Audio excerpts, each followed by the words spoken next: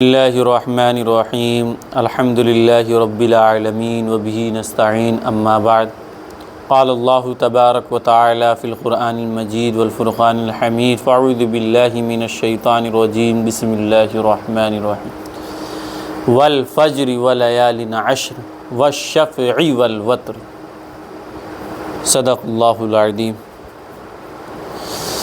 میرے عزیز بچوں اور بھائیوں، ابھی جس مقصد کے تحت جمع کیا گیا ہے آپ حضرات کو خود بھی نہیں معلوم ہوگا۔ رمضان کا مہینہ آتا ہے، رمضان کا چاند نکلتا ہے تو لوگوں میں ایک پیغام پہنچتا ہے کہ رمضان آنے والا ہے، آنے والا ہے، آج رمضان کا چاند نکل گیا۔ معلوم ہوتا ہے نہیں؟ روزہ رکھنے، کیوں؟ روزہ فرض ہیں اور اس کی عظمت اہمیت بھی ہے۔ اس کے بعد آخر عشرہ آتا ہے رمضان کا، جس میں شب قدر ہوتی ہے، تو آدمی اس کی عظمت اور اہمیت کی وجہ سے اس کو مانتا ہے، جانتا ہے اور عمل بھی کرنے کی کوشش کرتا ہے۔ لیکن ابھی گزشتہ مغرب بعد چاند نکلا۔ آج کون سے دن؟ آج سنیچر ہے، یعنی گزشتہ جمعہ کے مغرب بعد سے پہلے ایک بات یہ سمجھ لیجئے کہ جو عربی تاریخ ہوتی، کون سی عربی تاریخ ہوتی ہے، اس کا سسٹم جو ہوتا ہے، معاملہ، وہ چاند کے اعتبار سے ہوتا ہے۔ کس کے؟ ہاں، یعنی جیسے چاند نکلے گا اور اسی اعتبار سے مہینہ شروع ہوگا، چاند نہیں نکلے گا تو مہینہ نہیں۔ کبھی 29 کا ہوتا ہے تو کبھی 30 کا مہینہ ہو جاتا ہے چاند کے اعتبار سے۔ لیکن اس کی تاریخ جو بدلتی ہے، یہ بھی سمجھیں کہ وہ تاریخ بدلتی ہے مغرب بعد سے۔ کب سے؟ مغرب بعد سے، یعنی کل مغرب بعد چاند دیکھا گیا۔ حالانکہ اس میں بہت سارے علاقے میں دکھا بھی نہیں چاند اور کافی لیٹ بھی خبر آئی، لیکن خیر خبر آئی بعد میں کہ چاند نکلا ہے۔ تو یہ چاند کس مہینے کے نکلا؟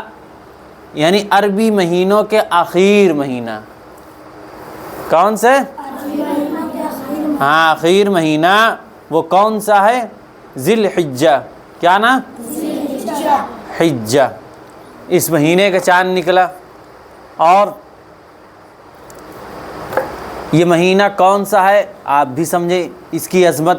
جیسے رمضان آیا، رمضان کا مہینہ، تو لوگوں میں چرچا ہو گئے رمضان، لیکن ابھی آپ میں سے بہت سے لوگ ایسے ہوں گے جو یہ مہینہ معلوم ہی نہیں ہوگا کہ بھئی چاند نکلا ہے یا مہینہ شروع ہوا ہے، یا کسی کو معلوم ہوگا کہ بھئی چاند نکل گیا اور بات معلوم ہوگی۔ لیکن اس مہینے میں جو بتلانا مقصود ہے، یعنی اس 10 دنوں کی عظمت اور اہمیت کیا ہے۔ ایک مہینے میں 3 عشرے ہوتے ہیں۔ کتنے؟ 3 عشرے کے معنی ہوتے ہیں، عشرہ 10 کے کہتے ہیں۔ کسے کہتے ہیں؟ 10۔ 3 عشرہ یعنی جب 10 ملیں گے، پھر 10 ملیں گے 20، پھر 10 ملیں گے 30، تو 3 عشرے ہوئے نا۔ تو اس کا جو پہلا عشرہ ہے، یعنی پہلے 10 دن ہے ذی الحجہ کے مہینے کے پہلے 10 دن، کون سے؟ پہلے 10 دن ہیں، وہ بہت ہی زیادہ اہمیت کے، ثواب کے، فضیلت کے حامل ہے۔ اللہ رب العزت نے قرآن نے فرمایا، جو آیت پڑھی گئی والفجر، سورہ فجر نام ہے نا، تو 30ویں پارے کی سورت ہے والفجر، قسم ہے فجر کی۔ فجر یعنی صبح، جو فجر کا ٹائم ہوتا ہے، اللہ قسم اٹھا رہا ہے۔ ولیال عشر، اور قسم ہے 10 راتوں کی۔ قسم اٹھانے کا مطلب یہ ہوا کہ آپ اپنے اعتبار سمجھیں کہ جب قسم کوئی کھاتا ہے تو کوئی بڑی چیز کی کھاتا ہے، یعنی اللہ کی قسم کھاتا ہے ہی نہیں کہ اللہ سب سے بڑا ہے، یعنی اس کی قسم۔ اور اللہ رب العزت خود قسم کھا رہے ہیں فجر کی اور ولیال عشر، 10 راتوں کی۔ اس کا مطلب یہ ہوا کہ یہ 10 راتیں بہت بڑی ہوئی ہیں، بہت ہاں ان کی فضیلت، ان کی عظمت بہت بلند ہے۔ اب سوال یہ ہوا کہ یہ 10 راتیں سے کون مراد ہیں؟ تو عبداللہ ابن عباس رضی اللہ تعالیٰ وہ صحابی رسول ہیں، حضرت عبداللہ بن عباس رضی اللہ تعالی عنہما، یہ صحابی رسول ہیں، یعنی رسول صلی اللہ علیہ وسلم کیا ہیں؟ صحابی ہیں۔ اور دیگر مفسرین نے قتادہ اور مجاہد اس طرح کر کے نام ہیں، دیگر مفسرین نے اس کی جو تشریح کی ہے، ان 10 راتوں سے مراد یہی ذی الحجہ کی 10 راتیں ہیں۔ سمجھ میں آئی نا؟ ہاں، ذی الحجہ کی 10 راتیں ہیں، یہی 10 راتیں جو چل رہی۔ آج یہ سمجھیے پہلی رات تو چلی گئی، اب آج پہلی تاریخ ہے، ابھی مغرب بعد کا وقت ہونے والا بھی ہے۔ ابھی جو ٹائم دیکھ رہے ہیں، کتنا ٹائم ہو رہا ہے؟ ہاں 6:50 ٹائم ہو رہا ہے گھڑی سامنے، تو 6:50 یعنی ٹائم مغرب کے قریب قریب ہونے والا ہے، تو اس کے بعد دوسری تاریخ شروع ہو جائے گی، ٹھیک ہے نا؟ تو یہ عظمت اور اہمیت ہے ان راتوں کی، ان کی فضیلت۔ عبداللہ بن عباس رضی اللہ تعالیٰ عنہما جو اس کی تفسیر بیان کی ہے، اس سے مراد یہی 10 راتیں ہیں، ٹھیک ہے نا؟ اور نبی پاک صلی اللہ علیہ وسلم نے جو حدیث میں فرمایا وہ کیا ہے؟ یعنی ان 10 دنوں میں کوئی روزہ رکھے گا، کوئی روزہ رکھے گا تو 1 سال کے روزے کا ثواب ملے گا۔ کتنے؟ 1 سال کے روزے کا ثواب ملے گا۔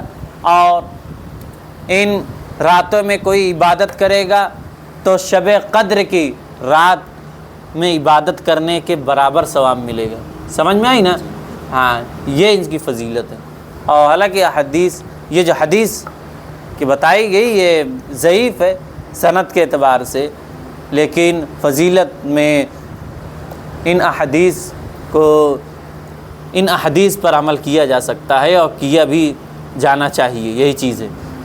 تو یہ ان راتوں کی فضیلت ہے۔ تو ہمارے سامنے جب یہ راتیں ہیں، یہ دن ہیں، تو ہمیں کوشش بھر ہمیں اللہ کے لیے ذکر میں کچھ کرنا چاہیے، صبح اور شام میں، رات میں بھی کچھ وقت نکالیں۔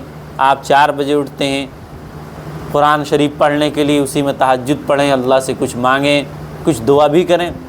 ہاں، یہی عبادت ہے، ذکر ہے۔ قرآن شریف آپ پڑھتے ہیں کہ نہیں؟ یہی ذکر ہے، کیا ہے؟ یہی ذکر ہے۔ نماز پڑھتے ہیں، یہی عبادت ہے۔ سمجھ رہے ہیں نا؟ ہاں، لیکن جب اہمیت کی بات آتی ہے تو اس کے لیے فرض کے علاوہ نوافل، کس کی؟ ہاں، نفلی عبادت، یعنی الگ سے بھی کچھ پڑھا جائے۔ کیا کیا جائے؟ ہاں، الگ سے بھی کچھ پڑھا جائے، کچھ سمجھا جائے۔ وَلَيَالٍ عَشْرٍ وَالشَّفْعِ وَالْوَتْرِ۔ وَالشَّفْعِ کے معنی ہوتے ہیں جو جفت بولتے ہیں، جفت، اور والوتر یعنی طاق، یعنی وَالشَّفْعِ وَالْوَتْرِ، ان سے مراد کیا ہے؟ شفع سے مراد یعنی وہ جو جفت جیسے آپ لوگ کبھی دیکھے ہوں گے، سمجھے ہوں گے۔ اب ایسی مثال کیسے، عام طور سے گولی وغیرہ کھیلتے ہیں بچے، تو اس میں ایک دوسرے کو کہتے ہیں کہ بھائی کس کا طاق آیا، کس کا جفت آیا۔ سمجھے؟ جفت جوڑے کہتے ہیں، کس کا؟ یہ بات سمجھے نا؟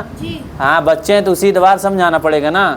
ہاں، گولی ولی تو کچھ کبھی کھیلتے رہے ہوں گے، تو یہ جستا گستا کر کے، تو جس میں 3 نکل رہا ہے، 1 نکل رہا ہے، 5 نکل رہا ہے، تو اس کو کیا بولتے ہیں؟ طاق بولتے ہیں نا۔ یہی بات ہے نا؟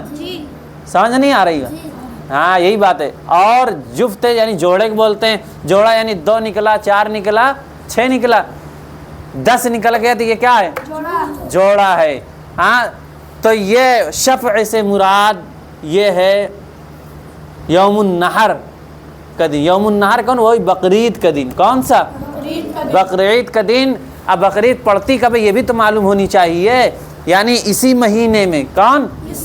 اسی مہینے کی 10 تاریخ کو، اسی مہینے کی 10 تاریخ کو، ہاں، ذی الحجہ ہی کے مہینے کے 10 تاریخ کو بقرعید پڑے گی۔ سمجھ رہے نا؟ ہاں، جیسے عید کا چاند نکلتا ہے فوراً اگلے دن صبح بقرعید عید ہو جاتی ہے، لیکن اس میں بقرعید والے جب چاند نکلتا ہے تو 10 دن انتظار کرنا پڑتا ہے۔ سمجھ میں آئی نا؟ 10ویں دن ہوتی، تو یہ آج پہلا دن چلا گیا، اس کے بعد اب دوسرا دن شروع ہوگا، اس طرح 10ویں دن کو یوم النحر بولتے ہیں۔ کون؟ اس کے معنی ہے قربانی والا دن. کون سا؟ قربانی والا دن. ہاں تو یہ ہو ہے 10واں. پھر اس کے بعد 11 کو ہے 12 کو قربانی کی جاتی ہے. یہ تو ایک الگ. اور پھر والوتر یعنی وطر سے، یعنی طاق سے کیا مراد ہے؟ طاق سے مراد یہ ہے کہ وہ طاق والے دن رات. وہ کون؟